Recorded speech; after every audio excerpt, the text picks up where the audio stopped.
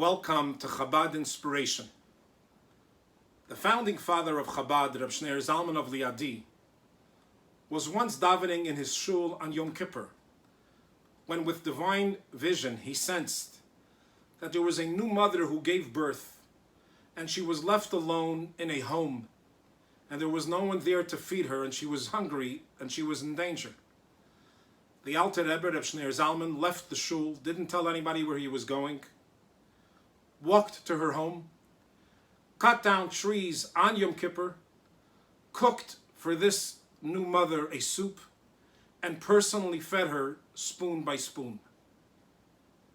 This story the Rebbe hand-picked to tell as part of the first mimer and discourse, Hasidic discourse, which the Rebbe said in public in 1951 when he assumed the leadership of Chabad Lubavitch. In other words, the foundation of Chabad Hasidus is, for all of its intellectual understanding of the mystical ways of heaven, the bottom line is to go out and help another person, save another life, physically and spiritually. As we stand before Rosh Hashanah, it is inspiring to see the words of the founder of Chabad, Rabbi Zalman, as they are explained and elucidated in the Rebbe's teachings, of what the power of Rosh Hashanah is, and paradoxically what the power of each and every individual is. The world was created, as we know, in 6 days, and on the 7th day God rested, the day of Shabbos.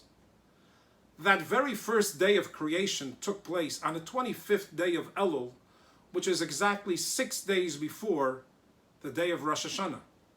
So actually Rosh Hashanah is really the first Friday of creation, when Adam and Eve were created. And for that reason we say, Zeh hayom tchilas ma'asecha, this is the day of the beginning of your work of God's creations. Although it's really the 6th day, but the main purpose of creation only came to personification when Adam and Eve, when Adam and Chava were created on the first Friday of history. But what happens every year on Rosh Hashanah? In the book of Tanya, in the section of Igeres HaKodesh, the Alter Rebbe writes in chapter 14 very powerful words of what Rosh Hashanah really is.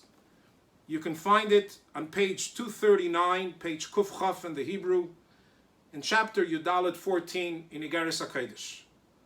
The Alter Rebbe writes just a few lines, but with these few lines, we all have a very different Rosh Hashanah. The Alter Rebbe writes like this, that the world was created with the power of God. However, this power and this shining light of God, quoting now the Alter Rebbe, Ha'arev ha'hamshach zu hi mischadeshes ba'or chodosh mamish b'chol shana v'shana. This light is renewed every year, literally, with a new light, ba'or chodosh mamish, literally, it's not an exaggeration, of a new divine spiritual light, which comes down into this physical world. And on the next page, on 240, on line number 4, he continues, Ubechol shana v'shana, in every single year, Yeredu meir michachma ilah, oir chadosh u'mechudash. Every single year, a new light comes down from the level of chachma ilah, of God's wisdom. It is a new light and a renewed light. Shalai haya meir adayin me'olam la'aretz ha'alyena. It is a new light that never was visible and it never shined anywhere. Ki oir kol shana v'shana mistalik l'sharshay, because every year, on the eve before Rosh Hashanah, the past energies of the year which kept the world going throughout the course of the year, mistalik l'sharshay, goes up to its source in heaven. B'chol erev Rosh Hashanah, every year on the eve of Rosh Hashanah, k'shachedesh miskasabay, when it becomes the new month. V'acharkach, and then afterwards, al yedei tkiyas shofar, through blowing the shofar, v'hatfilos, and saying the prayers, nimshach oir chodosh elyon, we bring down a new light which is new, mibchina al yena yeser, from a higher level from the spiritual heavens.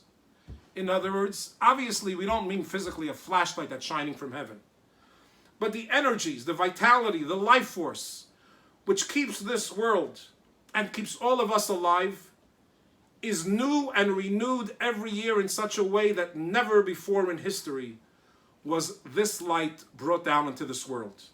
And how was that achieved? Through us blowing the shofar and hearing the shofar, and us davening and saying the words of the davenings of Rosh Hashanah.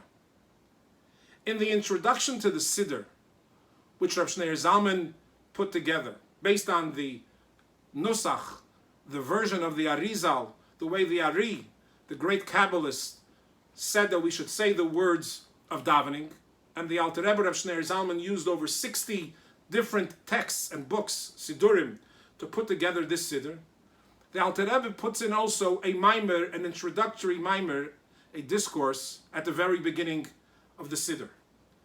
And in that maimer, there are a few lines that tell us not only is God powerful, but God in his endless mercy and kindness empowered you and every single one of us with something that it's hard for a human being to understand with our physical brain. How can a finite, limited human being of flesh and blood have so much power to affect the heavens above, God himself, and our world below? So with your permission, I would like to share with you a few lines. It's found on page 6 in the Siddur Torah. It's also printed in the Siddur of Tfilis Kol Hashana. This is the introductory maimer of the Alter Rebbe. And the Alter Rebbe discusses here creation. And he says like this, in the beginning of the 6 days of creation,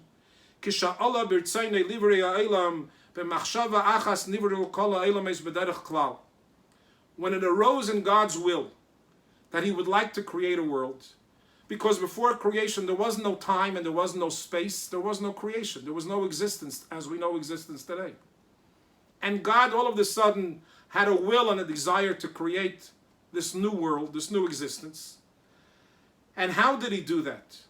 The Alter Rebbe explains this had to take place through a great contraction and a limitation on the power of the light of God, which was shining infinitely. Since God is infinite, then all the energies emanating from God are infinite as well. The only way God can do it, so to speak, by his choice, was the word tzimtzum, which the Arizal teaches, and the Alter Rebbe elaborates upon it a lot in the book of Tanya. But in any case, the Alter Rebbe says God did that through the act of tzimtzum, of self-limitation, of contracting, so to speak, his light and limiting it and making space for us to be able to come into existence. And it was a tzimtzum gadol v'atzum ma'id ma'id, which in the Hebrew means it was a very powerful limiting tzimtzum, a contraction which God self-imposed upon himself. However, that's how the world came into existence initially over 5,780 years ago. However, the Alter Rebbe says like this, that was haya'az b'teiras chesed chinam. That was a free gift, chesed chinam. It was kindness for free. Meiratzina elyon baruch hu, which came from the desire and the will of God. B'li isaruso dilatata klal, without any awakening from any existence, any humans in this lower world. Because there was no lower world, there was no existence outside of God. However, the Alter Rebbe continues, achar shenivra ha'elam ha'adam, after man was created, ksiva yanicheu began eden la'avda elu ramach mitzvas aseichulu. The verse tells us in Genesis that God, after creation, after the sin, God took Adam and Eve and placed them in the Garden of Eden, la'avda u'lashamra, to work it and to guard it. La'avda, our sages teach us, means to do the positive, meaning the Ramach Mitzvah Sasei, the 248 positive commandments, and to guard it, to stay away from the 365 Leisaseh, the negative prohibitions which the Torah commands the Jewish people to be careful with, to observe. So Adam, from that day on, had to work, so to speak, for a living. It was no longer a free lunch, as they say. Pirush, this means, Ki Gan Eden, what is the Garden of Eden? We imagine, if you just translate the words, it's some botanical garden and it's beautiful and it's gorgeous. That's all true, but it's a metaphor for something. Pirush Ki Gan Eden hu gilui pnei melachayim. Gan Eden is a place, paradise is a place where it is revealed the light of the living King. Hameir u'misgala b'seichel v'hasagas haneshamis, which shines and is revealed to the intelligence of the souls that are in paradise. They love it and they enjoy it. V'lachein nehenin miziv hashchina, and therefore they enjoy the radiance of God's presence of the Shechina, which is hu b'chinas gilui hashchina u'misangim al Hashem makir hachayim v'atanugim. They simply enjoy the sweetness, the delicacy of enjoying the enjoyment of the revelation of God's presence. However,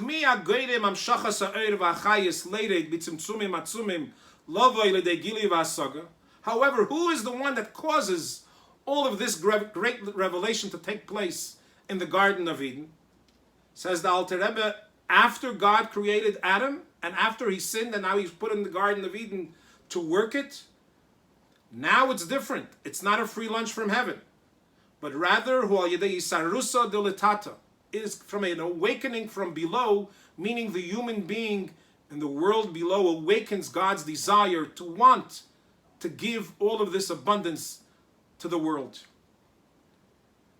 which includes being involved in Torah study, occupied in Torah study and performing God's commandments. Because every mitzvah that we do, every commandment, is a vessel which holds within it the light and the shining light of Almighty God. Therefore, the mitzvahs are considered like limbs, body limbs of a body. Just like your hands and your feet and your eyes are all vessels to contain the vitality of your life, which is the reason why a hand is alive and it can move, and a foot is alive and it can walk, and an eye is alive and it can see, and an ear is alive and it can hear, and so on. It's not just the physical flesh, it's, so to speak, the electricity behind it. It's the vitality that keeps it alive. Says the Alter Rebbe, who makes that happen? That is the human being that, so to speak, arouses by God a desire to want to reveal his presence in this world. And going back to the Tanya, all of that is done on the day of Rosh Hashanah. And every year on Rosh Hashanah, man is empowered to bring down from heaven a new energy, a new light, a new vitality, which was never here on this earth before. Towards the end of this page, the Alter Rebbe says some words that are, if I may use the words, mind-boggling. The Alter Rebbe says like this, and this is what our sages teach us, that when one studies Torah, God is studying right with you. God is facing you.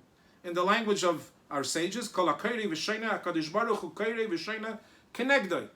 is facing you, and he's sitting and learning together with you, and he utters the words that you are saying of Torah.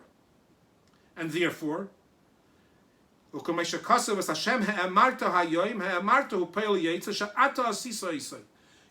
make God speak. By you saying the words of Torah, you are causing God to speak at that very moment. God is privately sitting in a private audience with you personally. As you learn the words of Torah and you utter them, God is saying those very same words of Torah together with you. The conclusion of this statement is what's kind of mind-boggling. The statement continues, and the Rebbe says, as the Zohar tells us, Al pasik v'asisam oisam, that you shall do the commandments. You can read the word oisam, perform them, or since it's printed in the Torah without a vav, it can also read atem, which means you. So the Alter Rebbe says that the Zohar teaches us, when you say the words of Torah, you are creating the godliness ki'ilu asa'uni k'vayacha. It's as if you created the godliness that comes down into this world.